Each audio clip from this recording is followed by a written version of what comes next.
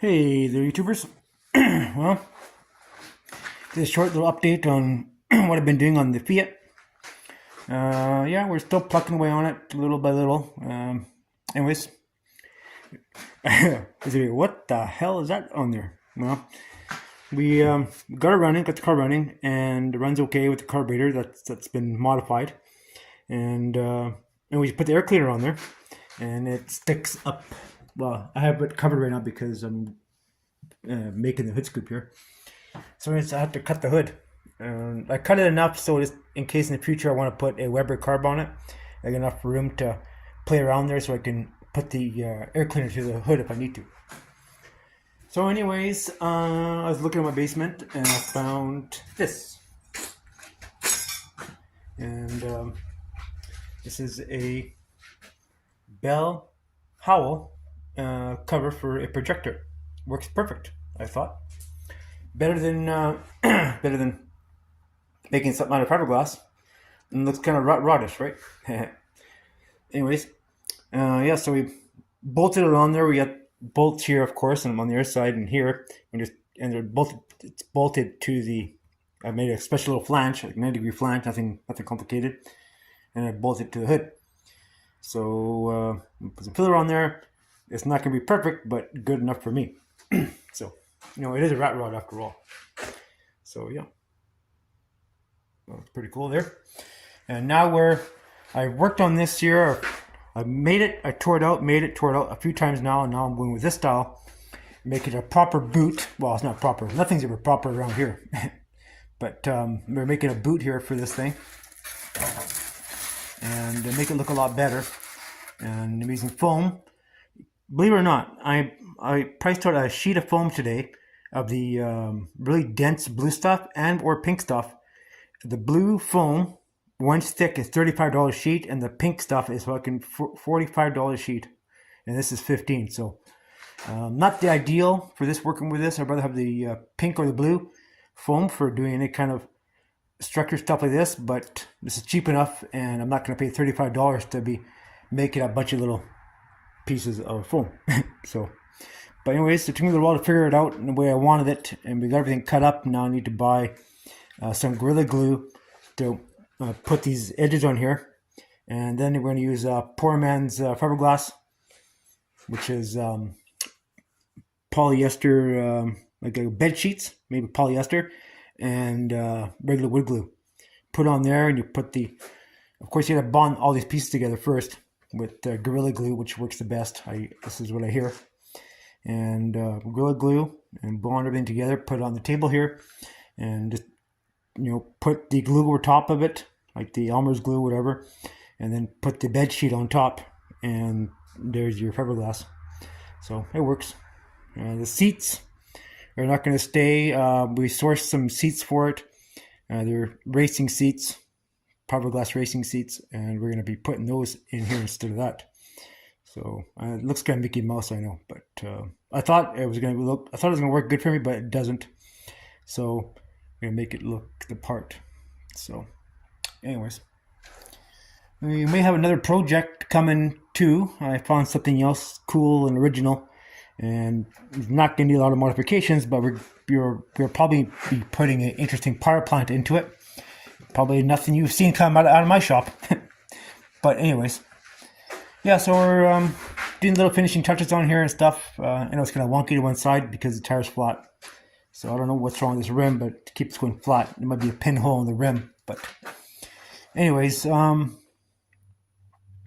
project I'm thinking about getting is an Austin Cambridge. Yeah, I know, another oddball car. Another project, man. So back in the old days, I did have was given to me. I had an Austin Cambridge, a 1960, and I really liked it, but it was rusted out and didn't know what to do with it. So I sourced out another one.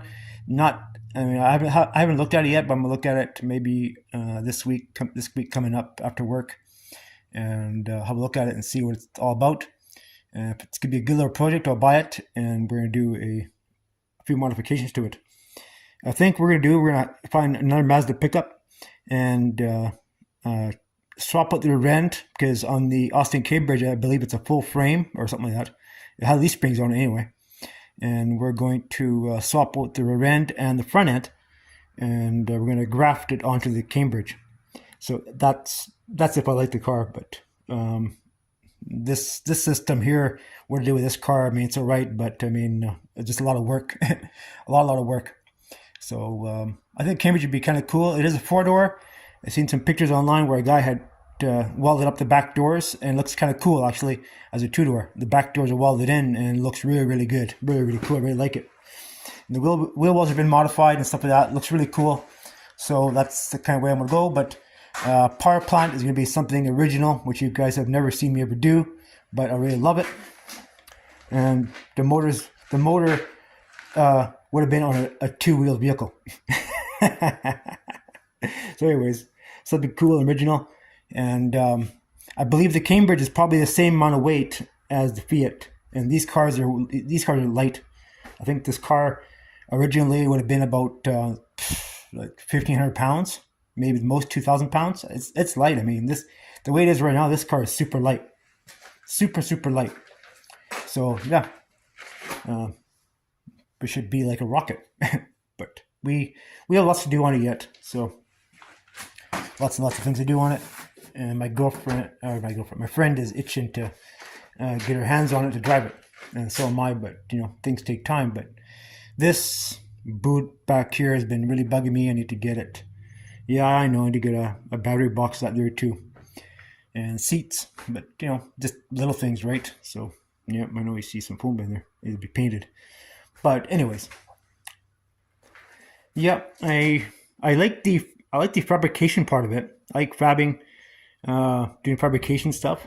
I think everyone likes doing fabrication stuff, but the little finer details and stuff I hate the most. I hate doing, but I like the fabrication stuff. You know, cutting shit up and welding it back together and making something look different and cool. The thing is, by building a hot rod, sometimes different and cool doesn't always mean it's going to be roadworthy. This is roadworthy. It's okay the way it is, but. You know, but anyways, us guys who build hot rods, a lot of times they build a hot rod and end up sitting in your back 40 for the next 100 years. Because you find something else to work on that's more interesting and cool, and you build that one, and that one sits, and then next thing you know, you end up like Bad Chad, I think it's Bad Chad, and end up like him, where you have 40 million projects and never finish any of them. But anyways, nonetheless. So anyways, guys, there you have it. So working on that slowly but surely. I'm going to get back to working on that here. I don't have my overalls on, my pants. I don't want to get them full of Bondo. And we get some Gorilla Glue. I'm going to put these pieces together and glue them all up. Clean up my bench.